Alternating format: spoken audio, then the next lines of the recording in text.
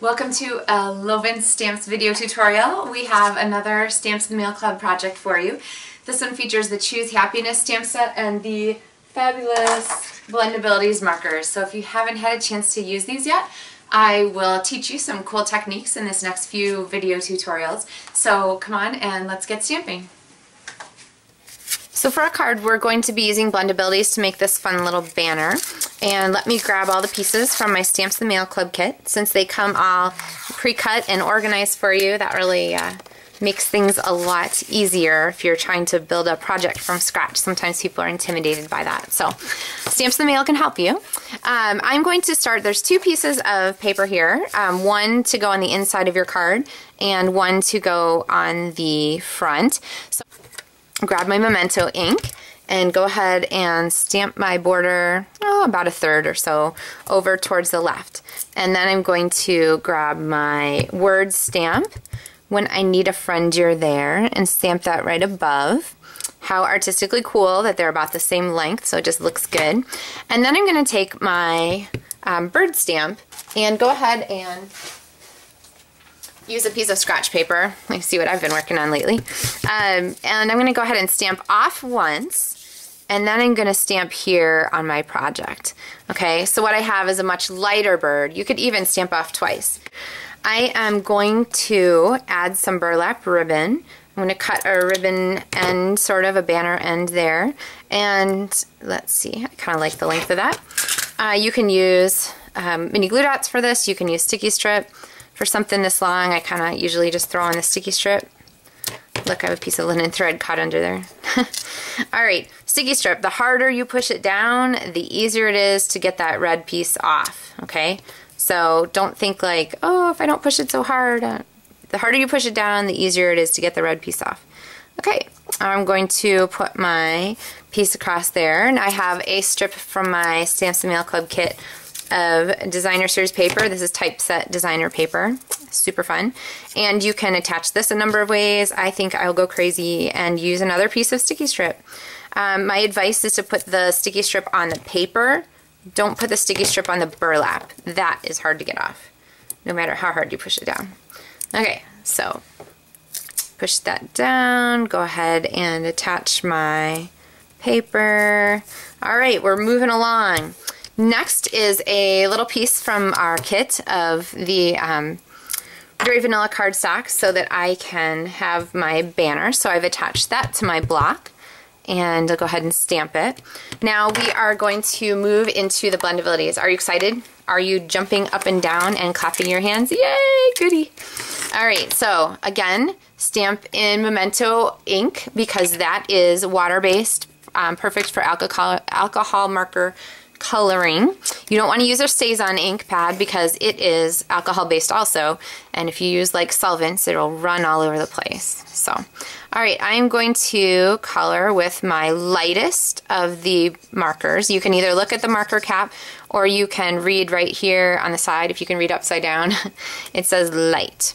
Okay, my advice on coloring, especially things that are nature, is to follow the grain of whatever it is you're coloring. So if you're coloring flower petals, follow the direction that the flower petals are growing. If you're doing wood, color always in the direction of the grain. Don't color across this way, except there to outline. Because your marker strokes may show up very subtly even, and you want to make sure that you've got your grain going the right way. Okay, when you close these, there's a circle inside the barrel, or inside the marker lid. Don't put them in sideways. Have your marker outside that tip and jam it shut because you don't want to damage your tips.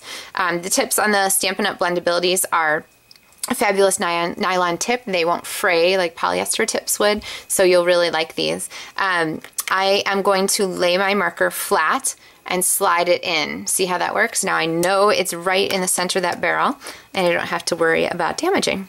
Alright, I'm going to use my medium marker now, and Stampin' Up! Has all of these lines in this image for us. See how there's dark spaces and there's light spaces?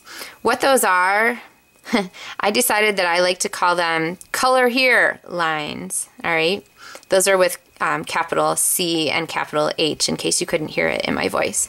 Okay, so with your medium marker, you're going to go over some maybe not all, of the color here lines. All right, see how we're starting to get some variety showing up? I'll line up our marker tip. And then finally, I am going to use the fine tip again of the darkest marker, and I'm going to go over some of the color here lines, okay? So that will deepen our color, especially the darkest, the biggest color here lines. Those are the ones that you want to give attention with your dark Blendabilities marker, okay? And you might even do like a little along the edge to kind of define the edges of your piece. Okay. All right.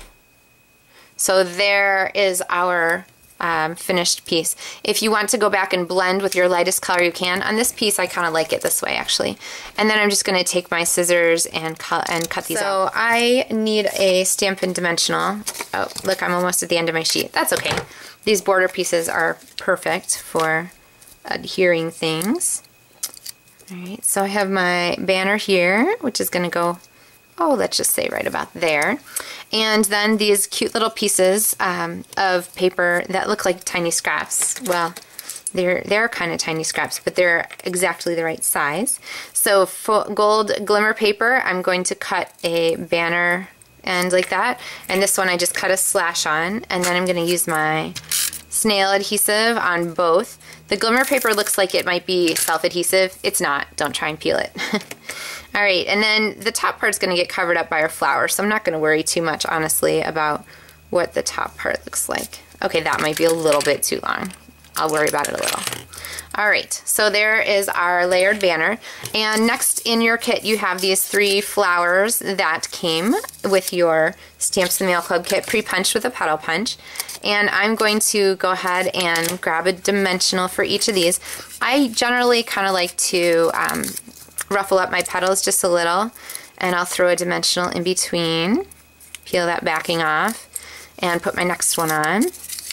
I think I'm going to make them face this direction. And I'm going to kind of line them up, but not completely. And then I like this pattern to be my front flower. So another dimensional. This flower is going to be huge. That's good though. We like dimensional. And stick that down, okay? So see how it looks a little more realistic with those dimensionals. Now you could put another dimensional behind it. I think my flower is getting a little crazily big.